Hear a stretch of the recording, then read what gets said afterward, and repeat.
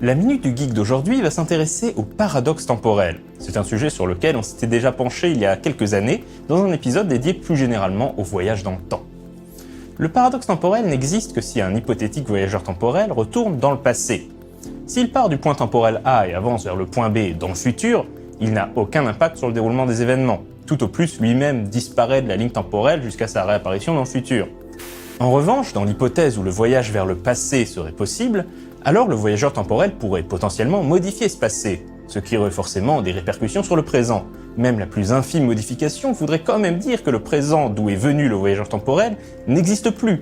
C'est l'effet domino, aussi appelé effet papillon, décrit par Ray Bradbury dans sa nouvelle de 1952, Un coup de tonnerre. Dans cette histoire, un voyageur temporel revenu à la préhistoire écrase accidentellement un papillon, ce qui aura pour effet de bouleverser le présent.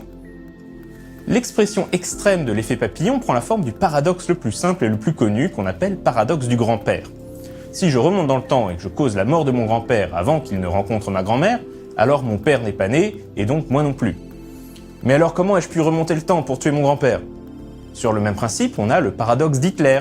Si je remonte le temps et tue Hitler avant qu'il ne commette ses atrocités, alors dans le présent, je n'ai plus de raison de remonter dans le temps pour tuer Hitler. En général, on imagine que si un tel paradoxe devait se produire, alors l'espace-temps tout entier imploserait.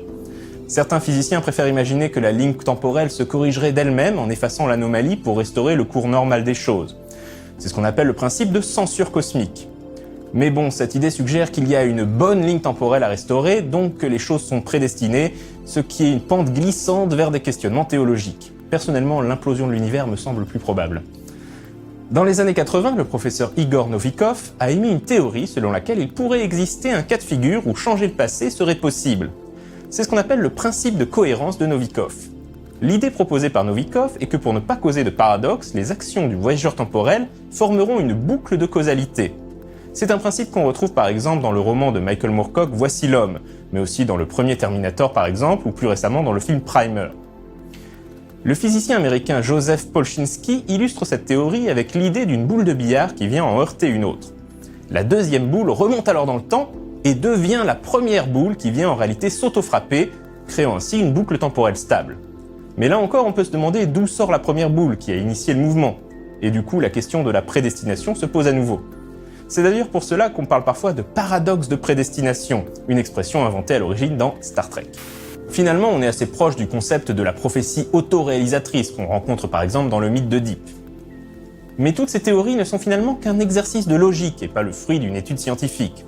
La théorie de la relativité générale suggère l'existence théorique de trous de verre permettant de voyager à travers l'espace et le temps, et de nombreux scientifiques s'étant penchés sur la question ont produit des calculs compliqués pour démontrer pourquoi ces trous de verre, même s'ils existaient, seraient infranchissables.